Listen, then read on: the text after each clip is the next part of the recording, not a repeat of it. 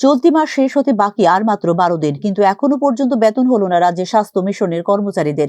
চিকিৎসক থেকে শুরু করে আশাকর্মী পর্যন্ত কারো বেতন হয়নি এখনো পর্যন্ত।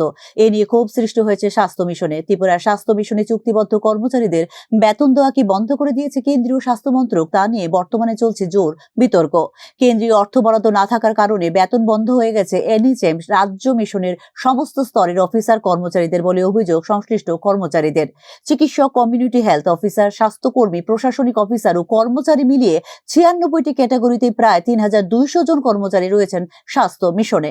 উদ্বেগজনক বিষয় হলো, এই মাসে কবে নাগাদ বেতন হবে কর্মচারীদের এই বিষয়ে কোনো নিশ্চয়তা দিতে পারছে না স্বাস্থ্য দপ্তর। এনএইচএম সমস্ত অফিসার কর্মচারী চুক্তিবদ্ধ কর্মচারী। স্বাস্থ্য মিশনের সমস্ত চুক্তিবদ্ধ কর্মচারীদের নিয়মিতকরণের প্রতিশ্রুতির বাস্তবায়ন তো দূর অস্ত, ক্ষেত্রে ন্যূনতম বেতন পর্যন্ত সময়মতো দিতে না পারার বিষয়টি নিয়ে তীব্র ক্ষোভ রয়েছে সংশ্লিষ্ট কর্মচারী মহলে।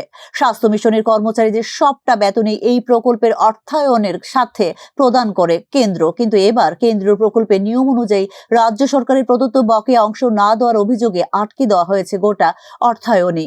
টিকাকরণ, যক্ষ্মা নিবারণ, তামাক নিয়ন্ত্রণ, শিশু প্রসূতি স্বাস্থ্য, ক্যান্সার, ডায়াবেটিস, হৃদরোগ, স্ট্রোক প্রতিরোধ জাতীয় কর্মসূচি, প্রধানমন্ত্রী ডায়ালাইসিস প্রকল্প, অন্ধত্ব নিবারণ, আশা ইত্যাদি প্রচুর কর্মসূচি পরিচালিত হয় স্বাস্থ্য মিশনের চুক্তিবদ্ধ কর্মচারীদের দ্বারা। বলা যায়, রাজ্যে স্বাস্থ্য পরিষেবার ক্ষেত্রে অত্যন্ত গুরুত্বপূর্ণ ভূমিকা রাখে এনএইচএম। স্বাস্থ্য মিশন ছাড়া মুখ থুবড়ে পড়তে বাধ্য রাজ্যের গোটা স্বাস্থ্য ব্যবস্থা।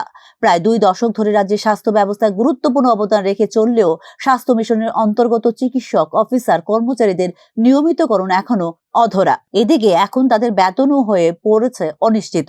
স্বাস্থ্য মিশনের অর্থায়ন হয়ে থাকে 90-10 অনুপাতে। স্বাস্থ্য মিশনে 90% অর্থ দেবে কেন্দ্রীয় মন্ত্রক, যেখানে রাজ্য সরকার দেবে 10% অর্থ। কিন্তু স্বাস্থ্য মিশনে তার প্রদেয় 10% অর্থ দিচ্ছে না বলে অভিযোগ রাজ্য সরকারের বিরুদ্ধে। সেই জেরে টাকা দেওয়া আটকে দিয়েছে কেন্দ্র। প্রদত্ত রাজ্যের অংশের বকেয়া টাকার পরিমাণ প্রায় 317 কোটি টাকা বলে জানিয়েছেন দপ্তরের একাংশ আধিকারিক। স্বাভাবিক কারণে মাসে প্রায় 19 দিন অতিক্রম হয়ে গেলেও এখনো পর্যন্ত বেতন হয়নি স্বাস্থ্য মিশনের চুক্তিবদ্ধ কর্মচারীদের। Bureau report, news now.